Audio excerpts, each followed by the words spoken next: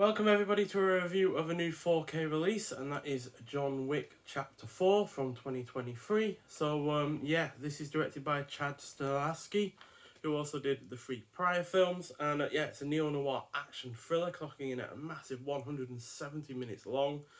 Had a budget of 100 million, and as so far of release of this video, it's made $432.3 million at the box office, comfortably becoming the most successful film in the series.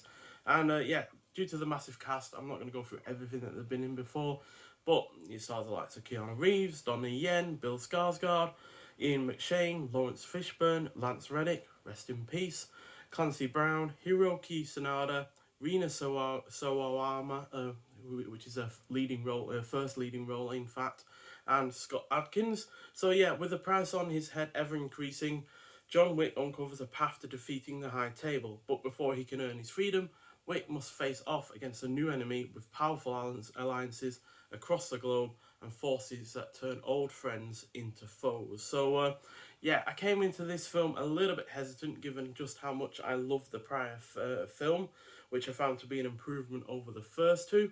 And due to the additional length, this could have easily made this feel really rather bloated or unwieldy, while not being as well paced. But thankfully my worries needn't have been there, as this was utterly spectacular throughout. The cast, either in terms of those returning or the new additions to the series, are not just superb but well chosen. It doesn't feel its length at all, thanks to the plot consistently changing locations or upping the ante. You can tell this has the biggest budget of the series, by some 30 million or something like that, as this looks absolutely gorgeous, be it from the excellent cinematography to the well-chosen locales. The score soundtrack is really rather brilliant, with a few original songs done in it, a couple of cover songs as well, like Paint It Black and Nowhere to Run, which are both excellent. And it is wholly engrossing, has several laughs, and it concludes in an emotionally satisfying manner. Now, all of those positives are noteworthy, but had the action scenes not been any good, then this would have been an underwhelming film. However, this somehow, despite being 4 films into this series now, continues to be inventive in terms of the choreography and the means upon which a huge number of baddies are dispatched. So huge fun, big scope, more world building, and the influence of the likes of Zatucci was a major surprise. And Zatucci clearly has an influence on Donnie Yen's Blind Swordsman, and quite frankly, if they ever do a remake of that series, or even the first film in that series, Donnie Yen would be the perfect person in that role. So for the physical release itself, it comes with this really rather nice slipcover. You don't always get a slipcover with these Steelbook releases, which is annoying because it means that they're hard to protect. But this does, and it reveals to be really rather beautifully done, as you can see. Absolutely love the colour. I've always been a fan of red and black, so it really does it well. And then you have Donnie Yen's character on the back as well, which again is nicely done.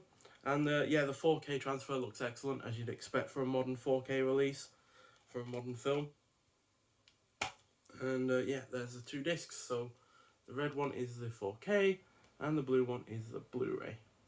And I like the neon glint that they've got going to them as well. So if you've not seen this film somehow already, then I do highly recommend it, especially if you enjoyed the previous 3 films, which I really did. This is easily one of the most consistent series going.